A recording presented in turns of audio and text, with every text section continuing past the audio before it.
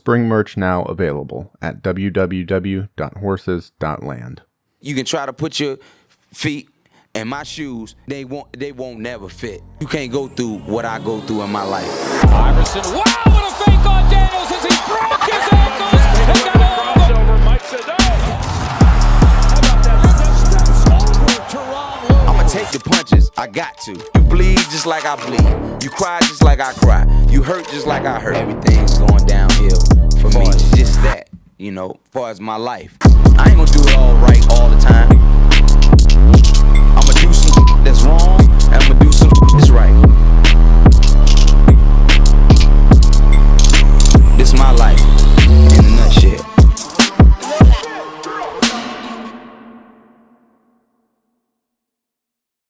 There is a very popular American story, the story of a poor young man who breaks out of his impoverished circumstance to become a world-famous athlete, idolized by the masses.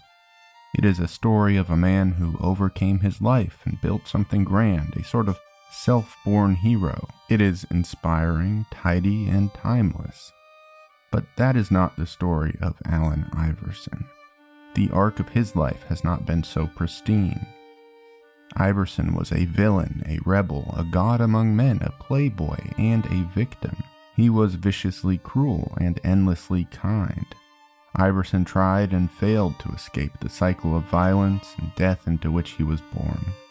That is indeed the story of Allen Iverson, a man who tried, failed, and succeeded all at once in the most spectacular sorts of ways.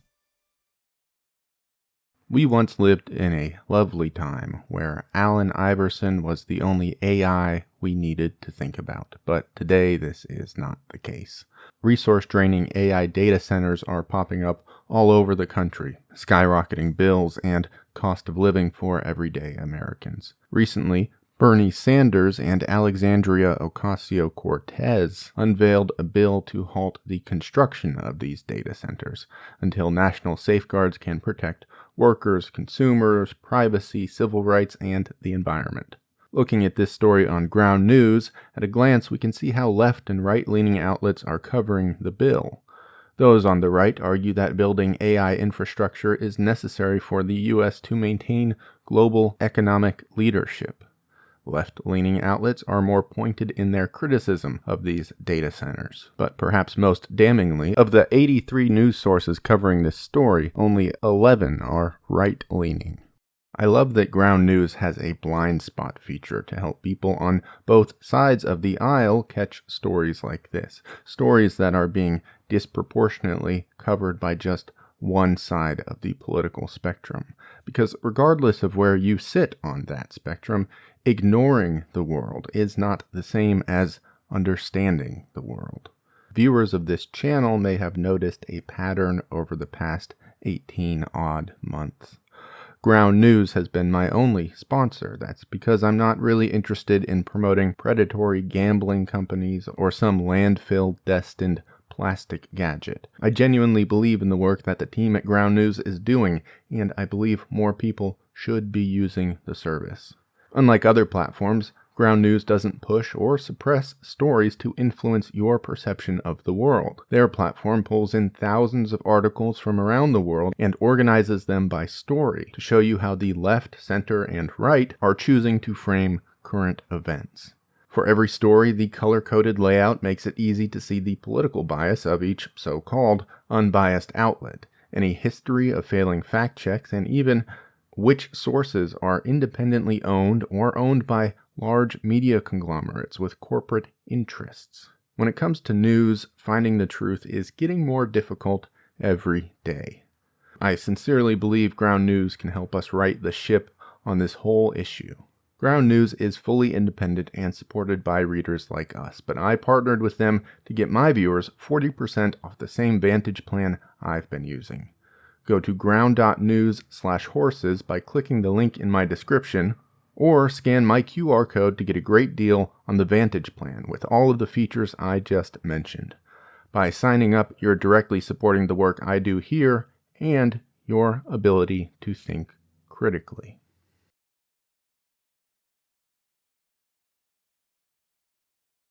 Allen Iverson was born in the Aberdeen district of Hampton, Virginia, to a single 15-year-old mother named Anne.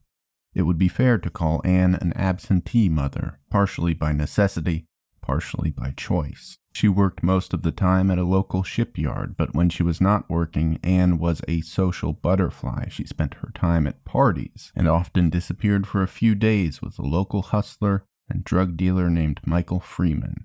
We should not make the mistake of calling Anne Iverson a bad mother. She was instead a young single mother, which is an unfortunate condition that comes with its own strange, mysterious ebbs and flows, and where love and pain and utility are all pulled together in some heavy carriage, and is so incomprehensible to the tradition of the stable American family. Allen was left to more or less find his talents for himself, and he did precisely that. From the age of 7, Iverson dominated in local pickup basketball games, despite not having any experience, training, or technical knowledge. Iverson entered into a local basketball league when he was 9. Anne made a habit of telling anyone who would listen how good her son was and how he'd one day play in the NBA. Word spread, and Iverson's talent was soon creating a local commotion. But the young Allen Iverson actually preferred football to basketball. A local friend and coach named Gary Moore took interest, and he threw Allen onto the football field with his 12-year-old youth team. 2 decades later, Moore would comment on how Iverson performed. Quote, "He was kicking so much ass. It was ridiculous." Moore told Anne that he would take Iverson in as a mentee. He would look after the kid, protect him, and keep him on the straight and narrow. Moore had identified Iverson's gifts as truly special. He believed Iverson and these talents both needed to be carefully nurtured. By the time Iverson reached 9th grade, Moore had made good on his promise. Iverson was playing football for a local school, but his attendance record was becoming a problem. He had missed dozens of days, and if he continued to skip school, Iverson would be made ineligible to play for the football team. When the coach confronted Iverson, the young man explained he was not skipping school, at least not exactly. Allen's mother had just given birth to 2 younger daughters, Brandy and Aisha, and there was no one at the house to look after them. The lights were often shut off for non-payment of the electric bill. A broken pipe had recently pushed so much raw sewage into the house that Allen had to walk around his home in boots, but more immediately relevant to his attendance, Iverson's mother was rarely around, so Allen took it upon himself every morning to get his sister to school. The problem was that Brandy was school age, but the younger infant Aisha was not. Further, Aisha had a medical condition which caused frequent seizures. Allen could make sure Brandy got to school, but if he left Aisha home alone, there would be no one to care for her when the seizures came. Typically, Allen would escort Brandy to the school bus, then sit with baby Aisha until his mother arrived from wherever she had been. If he had not missed the day entirely, Allen would then make his way to school. Allen also made a great effort to actually get to school. He collected pennies from his couch cushions and called taxis to take him as far as he could afford. He walked around his neighborhood, begging friends and neighbors for rides. Iverson's attendance was poor, sure, but it wasn't for lack of effort. So the coach was of 2 minds. He wanted to help Iverson, but he was unsure whether this would be supporting a kid in need or shielding Allen from responsibility because of his athletic gifts. In any case, the coach made arrangements. Every morning, a school security guard would borrow the coach's car. He would then drop Brandy off at school. Finally, Allen and Aisha would come to Allen's school together, where the infant Aisha would be cared for by the home economics teacher. This was a big help, to be sure, but it only covered one small piece of Iverson's unstable home life. Iverson spent a lot of time with a close mentor named Tony Clark. Clark was one of the few positive figures in Allen's young life. But one evening, Clark's girlfriend came over and stabbed him in the throat. Iverson arrived shortly afterward to find Clark on the floor, bleeding to death. In another incident, Iverson was sitting with a friend on a porch when, right in front of his eyes, the boy was shot and killed in a drive-by. In one summer, 8 of Iverson's childhood friends were murdered. Iverson's biological father was almost entirely absent. He was in prison for a number of charges, including stabbing one of his girlfriends. Meanwhile, Ann's boyfriend Freeman attempted to play the role of father figure for young Allen, but he spent most of the next 2 decades in prison for drug trafficking charges. For much of Iverson's high school life, he bounced around, living with tutors and temporary caretakers while he honed his athletic talents. As it so often does, this strife gave the young man his personality, for better or for worse. His coaches found that Iverson valued strength. He saw toughness as leadership. The easier people went on him, the harder he was to handle.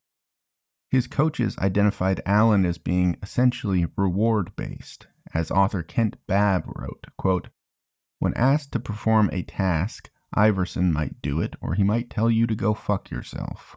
But when a tiny incentive was added into the mix, Iverson was a machine." He also took great pride in himself. One of his coaches recalled, whatever he had, he valued tremendously.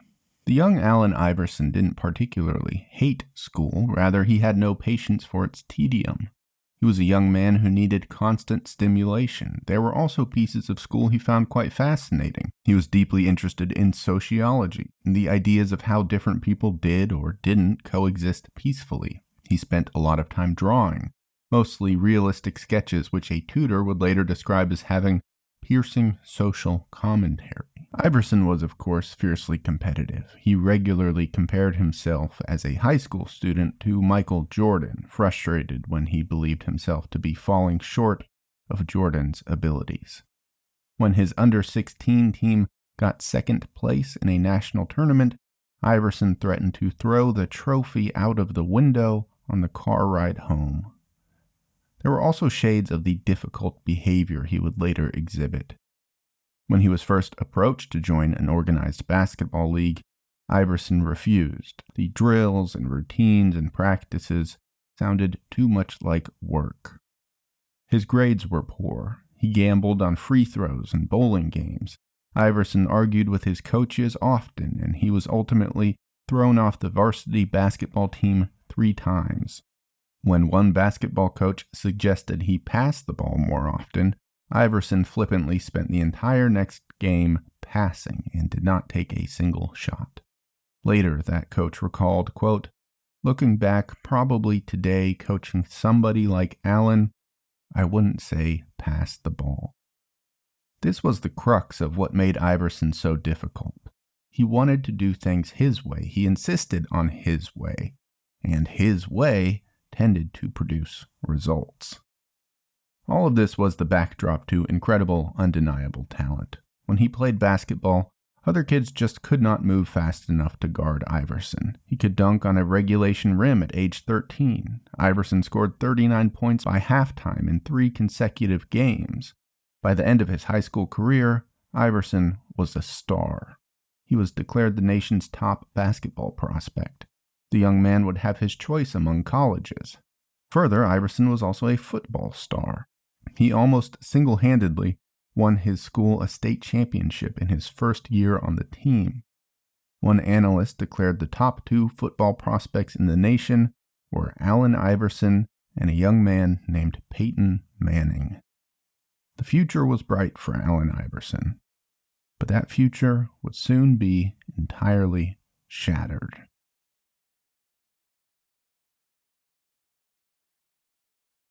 Hampton was a place steeped in racial tension. Virginia had been a slave state. In fact, it was one of the leaders of Southern defiance in the late 1800s. Local black men were lynched in Virginia through the 20th century. Desegregation had thrown Hampton's precarious racial relations into turmoil. By the mid-90s, Hampton's racial tensions were simmering and waiting to boil over. The racist past of Virginia was not just the past. Even when Iverson played as a high school student, he received cheers from only black students, while white players were cheered by the white students.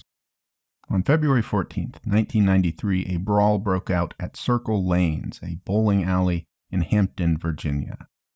Amidst the chaos, someone threw a chair at a young woman's face. A man had his arm broken. Another woman fractured her thumb. While some people fought, others hid behind tables and racks of bowling balls in fear. Allen Iverson was present at the bowling alley during the fight. Of all the people who were at Circle Lanes that night, Iverson immediately became suspect number 1 for the Hampton Police Department.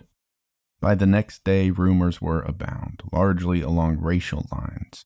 Most white people said Iverson initiated the argument. Others claimed he threw a chair at the woman.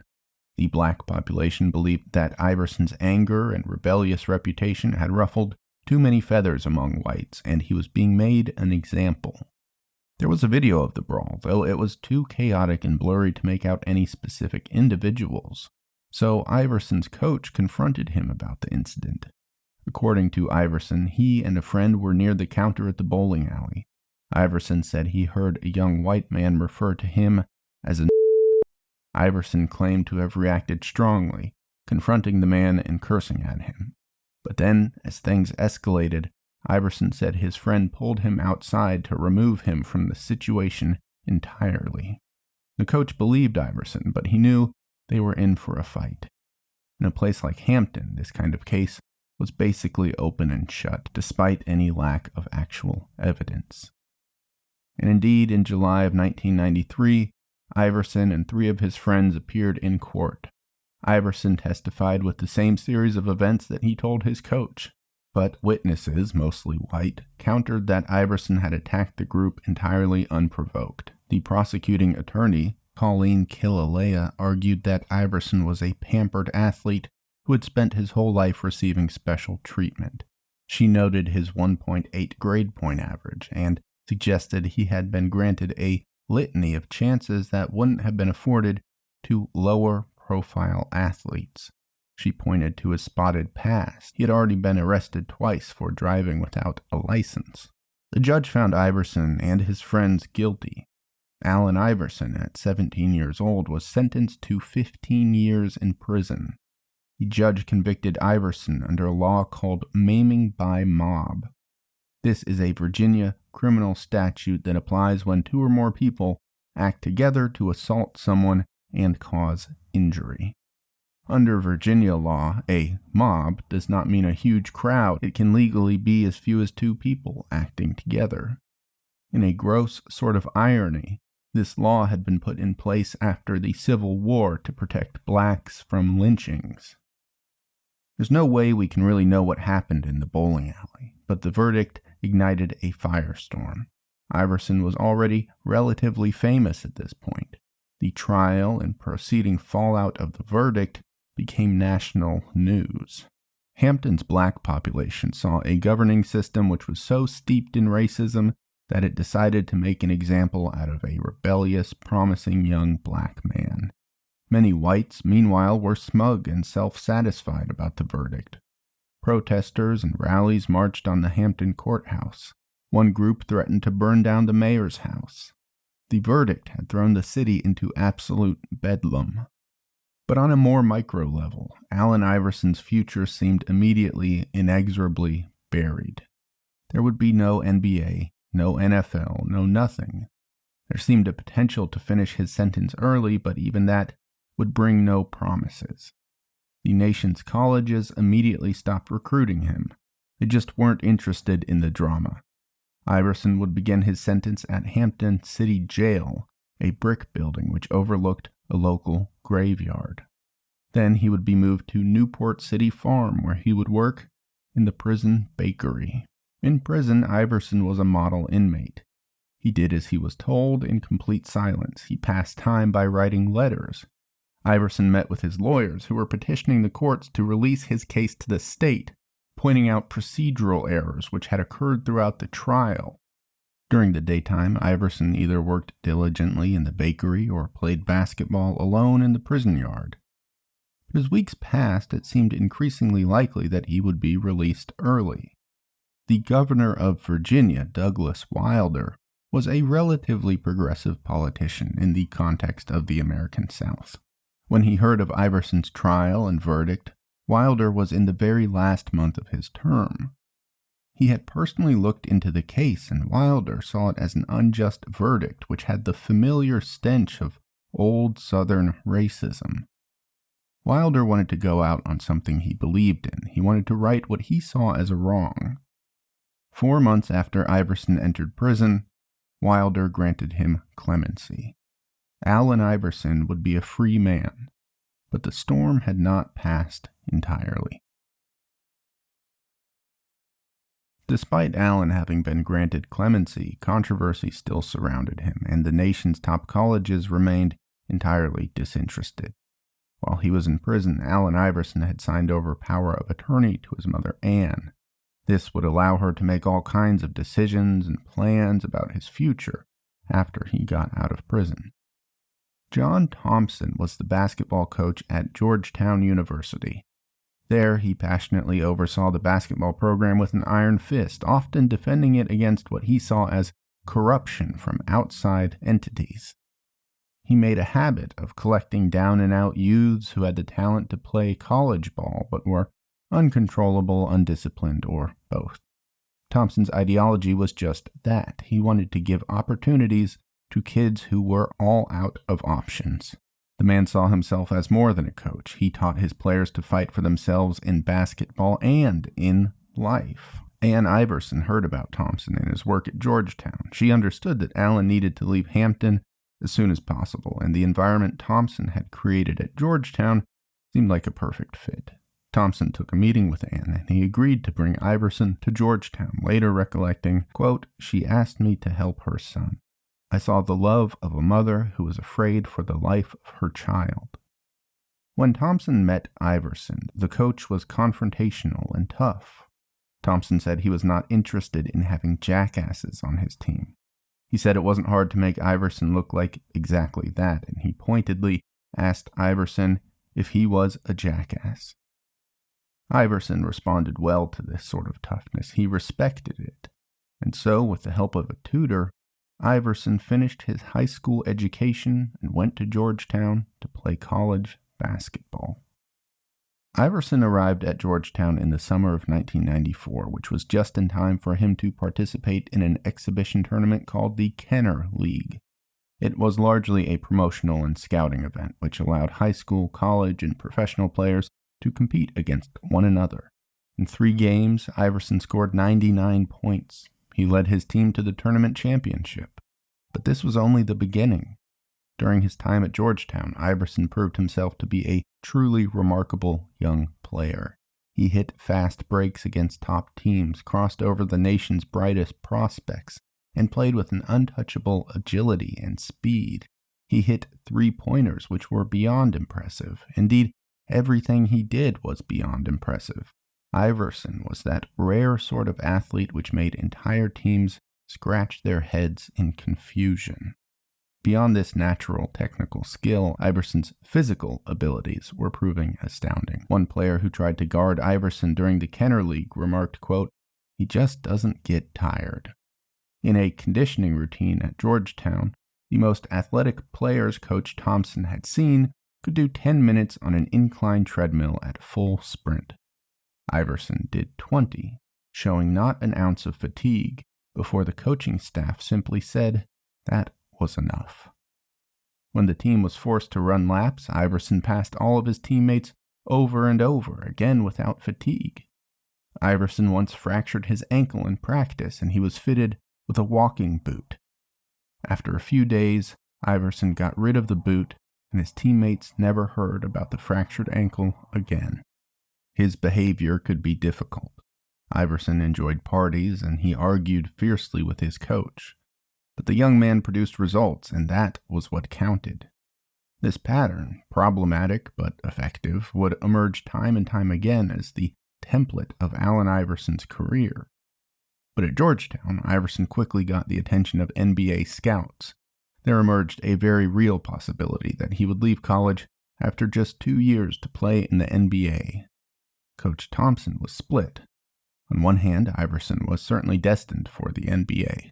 On the other, he wondered if Allen would survive without the structured, relatively protected environment he had come to enjoy at Georgetown. The Georgetown athletic organization tried to convince Iverson to stay at least one more year. But it was not only the glitz and glam which was motivating Iverson to leave. He told his coach that his little sister needed medical care for her seizures, which his family couldn't afford. Allen and his girlfriend Tawana also just had their first child, and the child and Tawana both needed financial support. Ultimately, Iverson decided to leave Georgetown and play in the NBA. Coach Thompson recognized that Iverson certainly had the skills to play professionally, and then some, but Thompson was, quote, scared about those other 22 hours of the day when Iverson was not on the court. Perhaps he was right. In 1996, Pat Croce was the president of the Philadelphia 76ers. Allen Iverson was a big deal. Sixers fans would regularly approach Croce on the street and tell him to sign the young prospect. A lot of teams wanted to sign Iverson, but Croce felt like he needed to sign Iverson. For one thing, Croce had watched Iverson at Georgetown and all but fallen in love with the young prospect's grit, intensity, and immensely entertaining style of play. He also saw a bit of himself in Iverson. Croce was raised in not quite poverty in the South, and whether it was a fiction or a truth, Croce fancied himself as a self-made man who had defied all the odds. Croce also felt that the Sixers needed Iverson. They were a bad team, but they were also, much more problematically in his view, a boring team. Iverson was anything but boring. He had street-born skills, a rough attitude, and he was entirely fearless. He was tough. It felt right for Philadelphia. Croce's entire thinking around Iverson was later summed up when he remarked, quote, "We suck. This guy was a scoring fucking machine. He knew how to win. It didn't matter if he was only 6 foot, 160 pounds wet. We needed someone that we could put the franchise on his shoulders, that wouldn't fold. So here's a scorer with, yeah, maybe he had this tough upbringing. Maybe he had this attitude of me against the world. But that's what we needed." And when the 76ers signed Allen Iverson, that's exactly what they got. Iverson was such a hot commodity that endorsement deals were already flowing in his direction. In particular, he caught the eye of Reebok. The company already had Shaquille O'Neal and Dennis Rodman on their roster. When Reebok's chairman told his marketing team, "There will always be another Allen Iverson," their response was simple. No, there won't be. There won't. Rodman and Shaq, those two were the present, maybe even the past. Reebok wanted the future. They wanted to push boundaries. They wanted the edge. For Reebok and the men who wanted to sign Iverson, the idea of Allen Iverson was greater than some player who would score some points. They saw Iverson as a potential icon and a pot of gold. And so, on the eve of the NBA draft, Reebok signed Allen Iverson to a $50 million contract, complete with his very own shoe. Iverson's friends in Hampton had dubbed him the answer, so the shoe would be called the question. The truth is, there was something going on much more broadly in America. Maybe Croce could feel it, maybe Reebok could. Perhaps they saw it, even if they didn't know they were seeing it. The heroes of America were changing. The idolization of rule-following, by-the-books good guys was falling away. Fight Club, Tony Soprano, Stone Cold Steve Austin were reigning supreme. Grunge and hip-hop music challenged authority, questioned status quo, and reveled in their ability to rattle pearl-clutching older generations. All of this represented something very specific, and that was, more or less, fuck you. The NBA had not caught on to this shift yet. It was the Jordan era. The NBA's premier superstar was half player, half salesman. He said the right things. He was a white, friendly, corporate figurehead who happened to be the greatest basketball player of all time. This was working for the NBA. Iverson was no Jordan.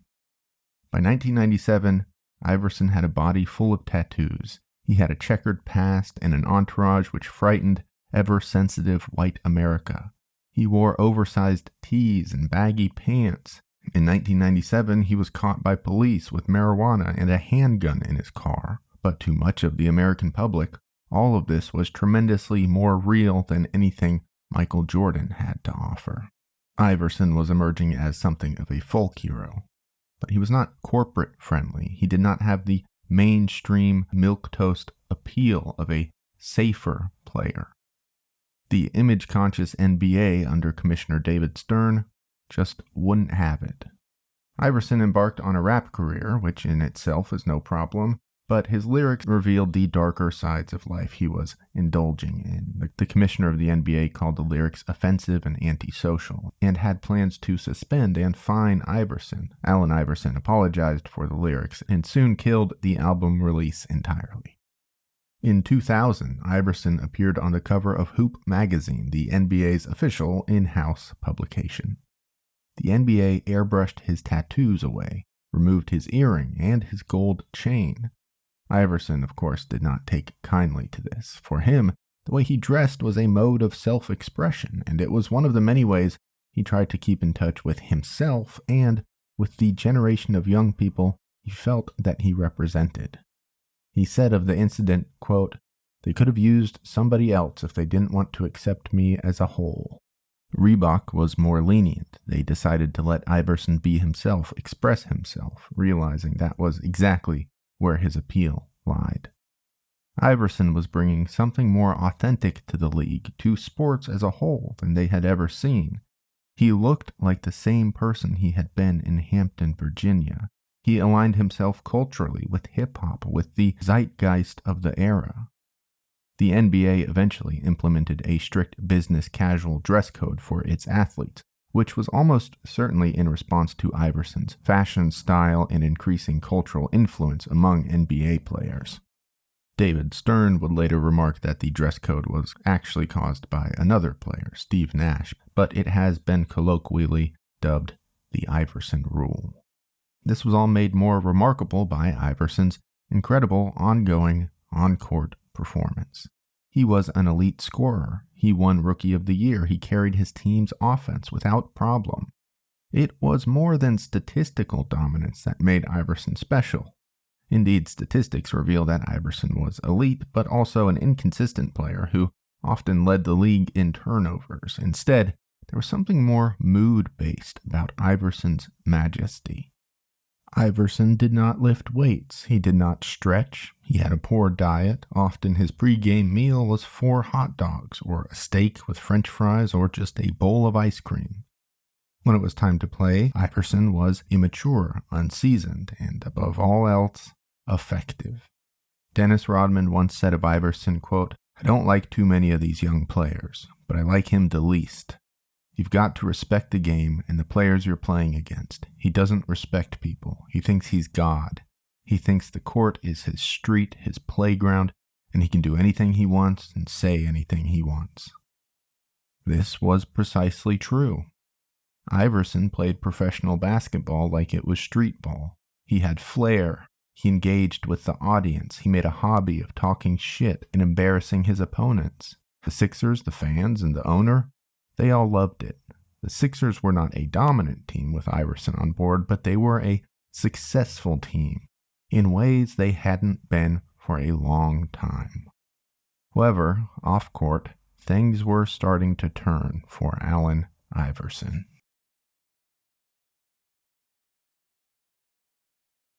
By the late 90s, Iverson was truly a living legend. He was also newly very, very rich.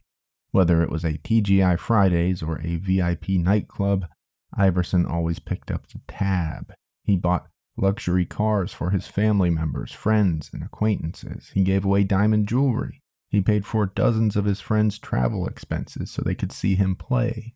His generosity extended to old neighbors, past coaches, and previous mentors. Some of his closer friends lived with Iverson, and he paid for all of their now extravagant living expenses. Iverson bought first-class airline tickets and limousines for his hairdresser so she could tighten his cornrows on the road. He was spending tens of thousands of dollars per week. Iverson's mother, Ann, was also enjoying his newfound success. She drove a red Jaguar, traveled, and collected expensive designer clothing. She spent $400,000 opening a restaurant, which closed after 4 months. When it seemed like there would be a lockout prior to the '98 season, Iverson's agent advised him to begin hoarding money. Ann Iverson was incensed. She demanded that the agent release an amount of money to her and eventually fired him when he refused. Generosity certainly is not a fault in of itself.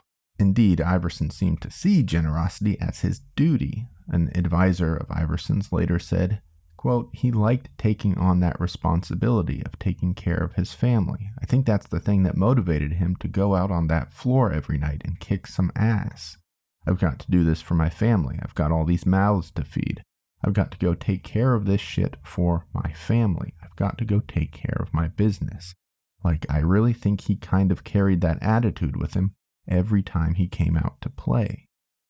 But in the late 90s, Iverson was also becoming less disciplined, which perhaps was saying something. He was drinking more, staying out later, and letting his relationship with his wife and kids deteriorate by the day. He feuded endlessly with his coaches. He did not participate in warm-ups, nor did he pay attention to game plans or instructions or tactics. He came to practices hungover if he arrived at all. Still, Iverson was performing when it mattered. He scored 30 or 40 points per game on a near nightly basis. But by December of 1999, Sixers coach Larry Brown had grown weary of Iverson's constant disrespect. Brown benched his star player in a game against the Detroit Pistons. Seeing this as basically a public humiliation, Iverson was furious and called the team owner Croce that night, demanding that Brown be fired. Incidentally, Brown also called Croce that night, demanding Iverson be traded. Brown did not hate Iverson. He simply believed he could not handle or coach the young man effectively. Brown believed in rules and structure. Iverson seemed to thrive in chaos. The owner Croce was able to mediate the conflict. He told Brown that Iverson saw him as basically an old white prison guard telling him to sit down and shut up. Brown was heartbroken. He explained to Iverson that his plan, his entire ethos, was built on respect, that the entire team needed to trust one another. Iverson agreed and promised to improve his behavior and training discipline. This was not a panacea, but things did improve. Iverson began paying his own version of respect to Brown. Meanwhile, Brown took a hands-off approach. He realized that if he asked or told Iverson to do anything, he'd just be ignored. But if Brown left things up to Iverson, the young man would generally make the right in-game decision. Eventually, though, the problems reemerged. Iverson's discipline fell by the wayside again, and this time the owner Croce was fed up. He put Iverson on the trade block. Iverson was distraught. He called the team owner, quote, begging, truly begging, as Croce later said. Iverson made promises to improve himself, and Croce decided that if Iverson could make good on half of those promises, everything would be just fine. So Allen Iverson signed a 6-year extension with the Sixers. This time, Iverson's improvement was earnest, and it was real. He was early to practices. He gained 25 pounds of muscle through dedicated weightlifting. During one game, a New Jersey Nets player elbowed Iverson in the mouth, splitting his lip. Instead of confronting the player and getting himself suspended, Iverson got his revenge by just leading the Sixers to a win. Everything seemed quite fine, until one day, suddenly, nothing was quite fine. Allen Iverson and Rashawn Langford had been best friends since Iverson was a child. In 2001, Langford was at a sports bar in Hampton, Virginia. He made a joke about another patron who had a lazy eye. Later that night, after Langford left the bar, that patron shot him 8 times. Langford was dead before his body hit the ground. Iverson was told about Langford's death, and the event was something of a wrecking ball. Allen Iverson had his issues, certainly, but the broad trajectory of his life had been a young man from the streets who escaped the cycle of violence and poverty into which he was born. Now, with the death of Langford, that cycle suddenly felt entirely unescapable. He had all the fame, riches, glory, and success that a person could ever want.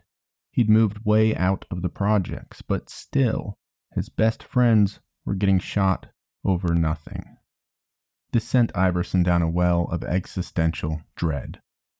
Would his other friends be next? His family? Had he done enough to protect his loved ones?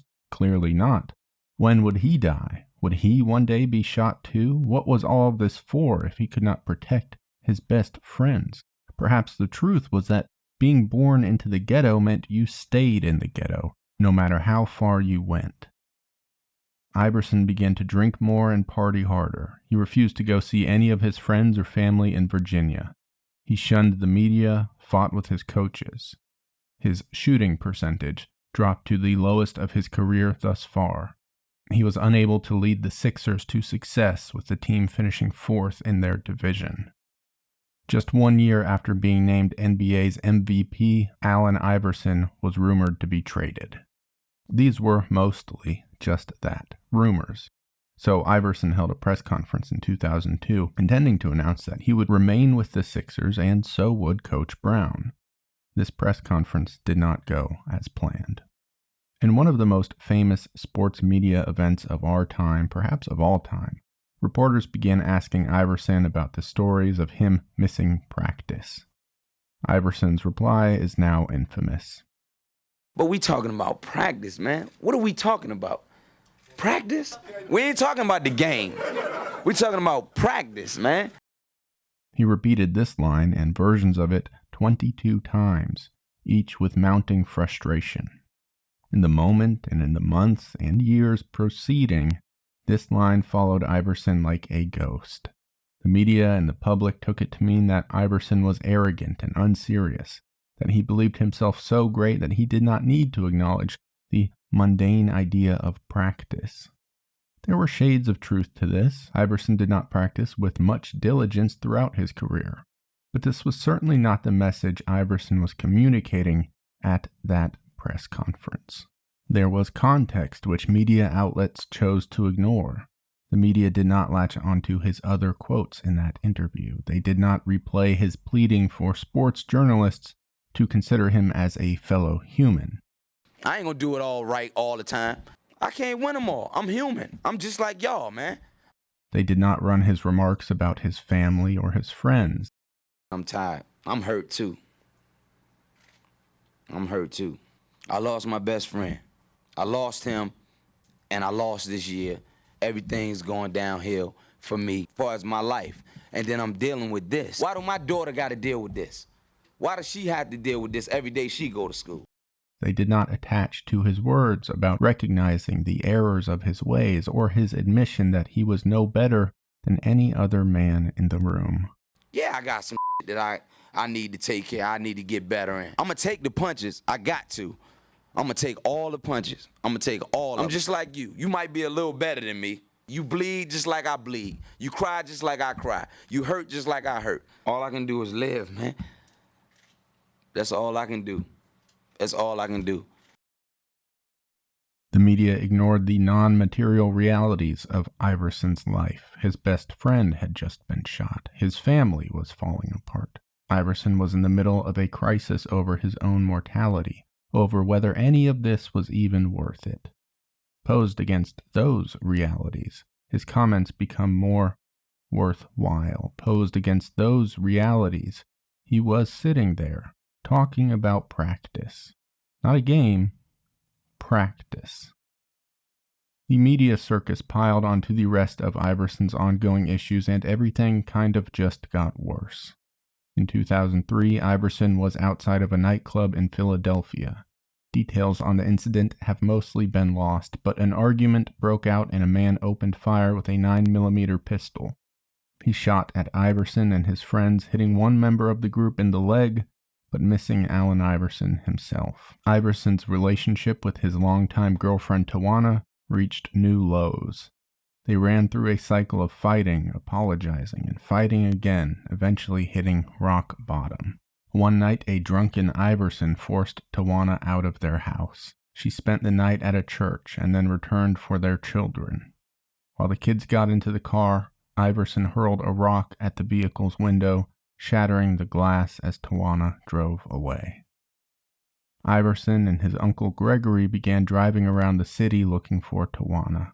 They checked a few different hotels before stopping at a place called Cobb's Creek Apartments, where Iverson's cousin lived. The cousin cracked the door open and Iverson shoved his way in. After a short confrontation, Iverson lifted his shirt to show a pistol tucked into his waistband. He demanded his cousin's roommate call Tawana, and when she answered, Iverson said, "Don't make me have to make an example out of these two." Of course, the police got involved. The Philadelphia police commissioner told reporters that if Iverson was seen in public at a party or driving his car, he would be immediately arrested. So Iverson took cover, staying home for about a week. Eventually, Iverson and his uncle were charged only with making terroristic threats, which was a misdemeanor. A strange, perhaps predictable reality began to crystallize.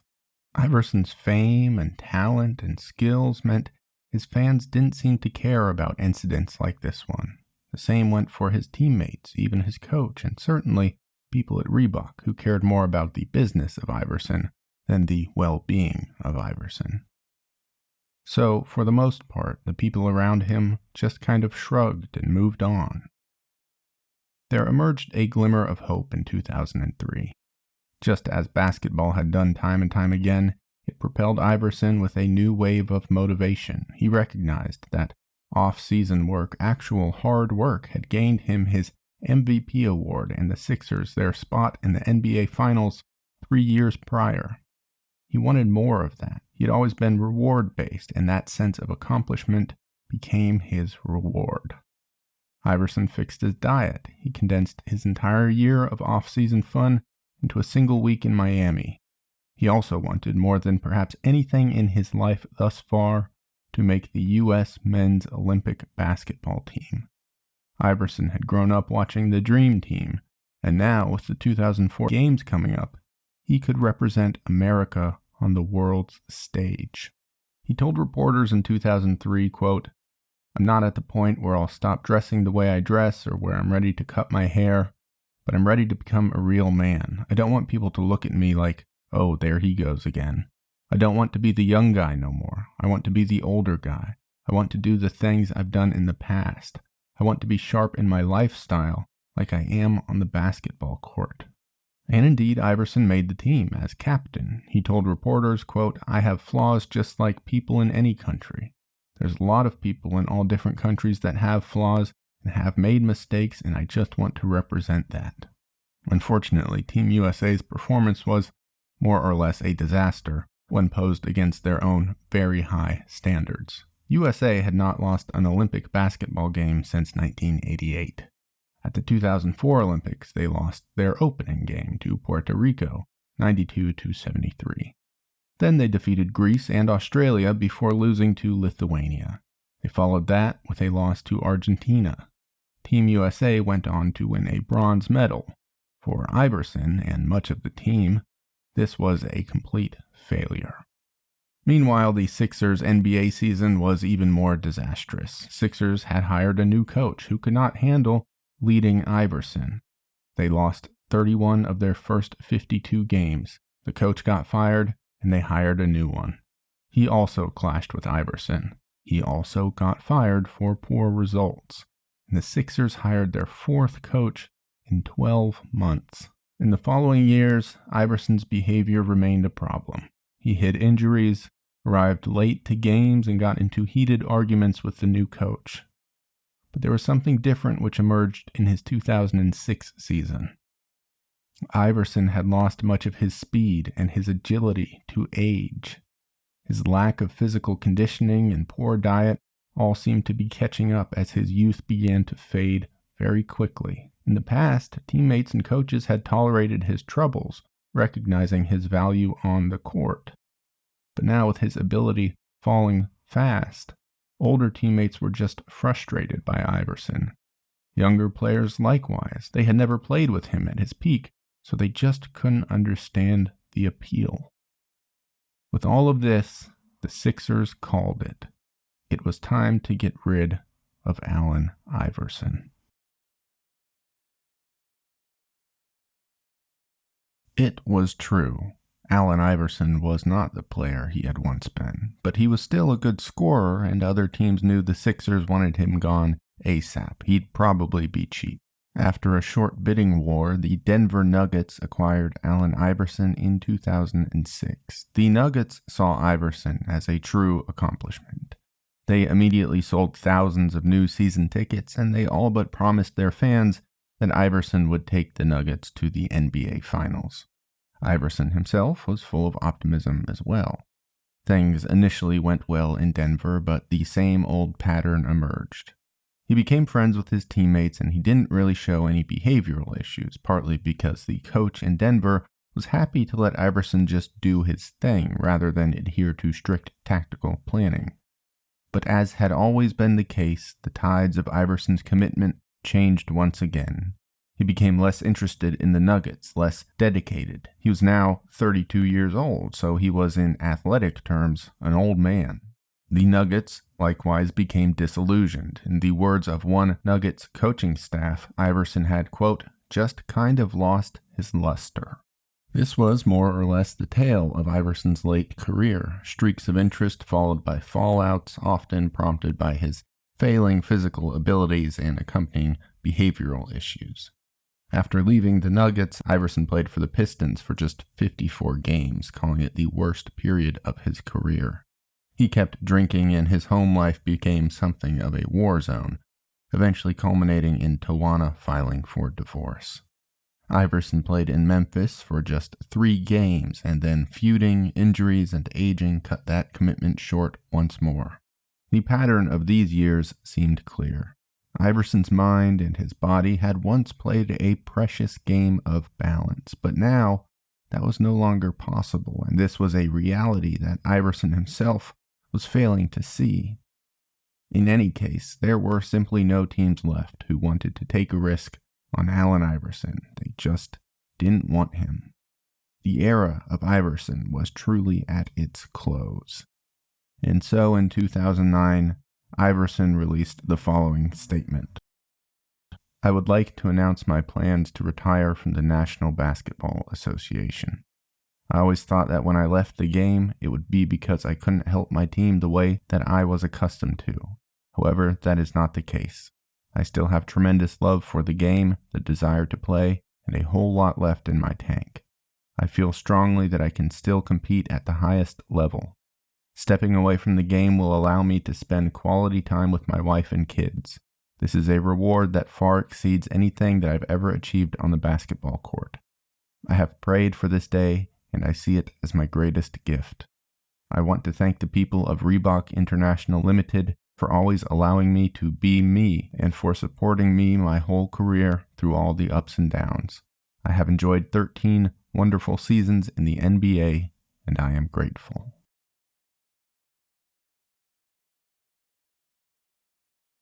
Towards the end and after his NBA career, Iverson spent much of his time trying to make amends to those he'd wronged. When he heard that his childhood tutor was dying, a woman he hadn't seen for the better part of 20 years, Iverson reached out to her with a series of handwritten letters thanking her for all she'd done for him. He spent years supporting his friends and distant family members, including Rahsaan Langford's 3 sons, even after his fortune was largely evaporated due to his own reckless spending. Iverson continued to pay bills and tuition for his loved ones. He reached out to past agents and coaches to apologize for his behavior. Certainly this was a pattern in his life, a promise to do better which would then fail. But at this stage, the material incentives which had once driven Iverson forward were dissolving or had disappeared entirely.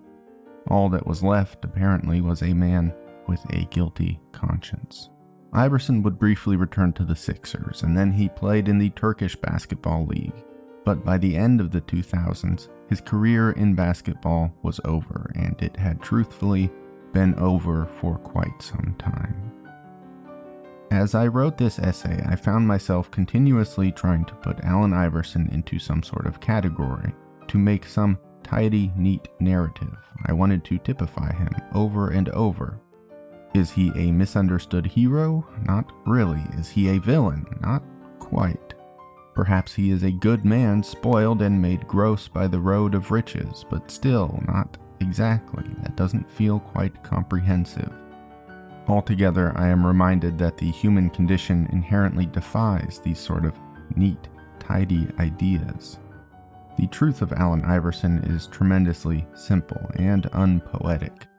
He is a man who has done good things and has done bad things. This truth provides little prognosis for Allen Iverson, and it eludes conventional ideas about storytelling. It does not provide a neat, compelling, resolving narrative, but it does capture something more and greater than idle storytelling. That is a very true idea about being human. There is not a person alive who can be wholly described in a single sentence. There is not a person alive who can be indicted or championed so simply. You could say Allen Iverson is a lazy deadbeat who just happened to be good at basketball. You could say he's a misunderstood folk hero with a heart of gold and a head full of pain. Either way, you'd be just about right.